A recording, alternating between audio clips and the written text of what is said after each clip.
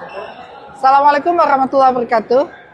Hari ini kami dikejutkan dengan adanya komunikasi dengan Densus 88 yang menyampaikan bahwasanya ada oknum dari ASN Kota Banda Aceh yang terlibat dengan jaringan teroris, yaitu Negara Islam Indonesia.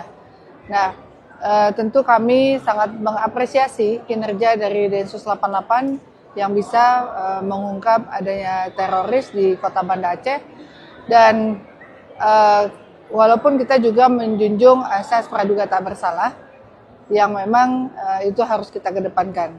Kami siap terus berkoordinasi, membantu, mendukung dari apa yang dilakukan oleh Densus 88 untuk tindakan hukum dalam perjalanan pemeriksaan, dan mudah-mudahan Densus 88 terus bisa mendapatkan kalau ada memang jaringan-jaringan terorisme yang ada di Aceh dan khususnya Kota Banda Aceh. Pemerintah Kota Banda Aceh siap bersama-sama untuk mengungkapkan hal ini, dan jika terbukti memang bersalah, maka kami juga akan memberikan sanksi tegas terhadap ASN yang bersangkutan sesuai dengan aturan perundang-undangan yang berlaku.